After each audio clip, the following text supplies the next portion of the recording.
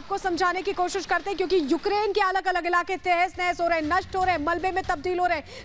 जरा आपको बताते हैं कहां कहां नुकसान पहुंचा है। देखिए ये यूक्रेन का नक्शा है, ये यूक्रेन का नक्शा है, और यहां पर जाइटुमीर, साल्तनोवका, खेरसन, कीव जो कि राजधानी है, इसके अलावा क्रामाटोर्स्क, ये जो जगह है, देखिए यूक्रेन के अलग अलग ये जो इलाके हैं, ये पूरा मैप हम आपको दिखा रहे हैं। और इन अलग अलग इलाकों में बम वर्षा, फाइटर जेट्स यहां पर लगातार देखिए एयर स्ट्राइक्स कर रहे हैं, सायरन बज रहे हैं। कीव की हम बात करें तो राजधानी में भयंकर तबाही हुई है, और अब हाइड्रो इलेक्ट्रिक पावर प्लांट की ओर बढ़ रहे हैं रशियन सेना। वहीं साल्तोवका का भी हमने आपको जिक्र किया था कुछ देर पहले, वहां से भी तबाही का मंजर सामने आया था। जाइटोमीर में लगातार नुकसान हो रहा है, खेरसन में भी। खेरसन का हमने आपको बताया था कि किस तरह से वहां पर लंबा काफिला सैन्य वाहनों का, रशियन सैन्य वाहनों का देखने को मिला था। इसके अलावा क्रामाटोर्स्क की भी तस्वीरें हमने आपके सामने रखी। ये यूक्रेन का पूरा मैप, और किस तरह से बम वर्षा रशिया कर रहा है। रशिया 11वें दिन थम नहीं रहा है, रुक नहीं रहा है, और लगातार नुकसान पहुंचा रहा है। इस बीच बड़ी खबर आ रही है, बड़ी खबर का रुख करेंगे, बड़ी जानकारी आपके साथ साझा करेंगे से जुड़ी, जहां आपको बता दें कि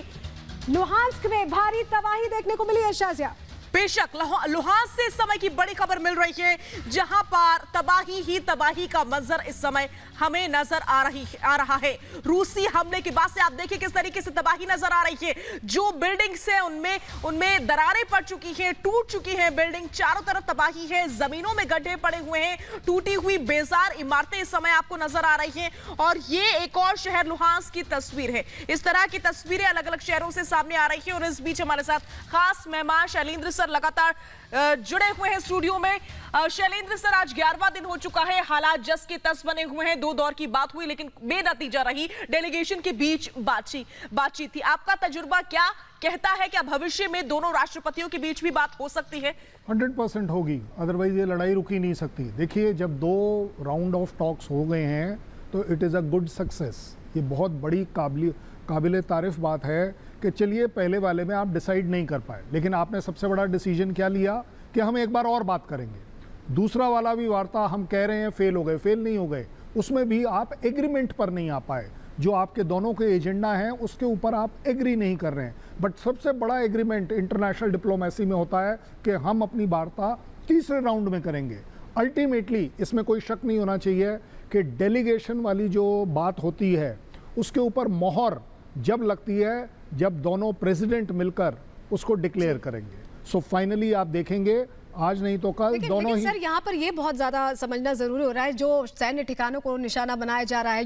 यूक्रेन के अलग अलग सैन्य ठिकाने, या हम डिपो की बात कर रहे हैं, गैस डिपो की बात कर रहे हैं, इसके अलावा अभी हाइड्रो इलेक्ट्रिक पावर प्लांट पर निशाना बनाया जा रहा है। रशिया उस रणनीति के साथ भी आगे बढ़ रहा है, बातचीत भी हो रही है, लेकिन कब ये जो टेबल टॉक्स हैं, जो नेगोशिएशंस है, वो फाइनल होंगे? 11 दिन एक लंबा समय होता है सर, क्या आपका फोकस है, कितने दिनों और ये चल सकता है? देखिए, आपको मैं एक पैरेलल एग्जांपल देता हूँ, उससे हम बड़ी आसानी से समझेंगे।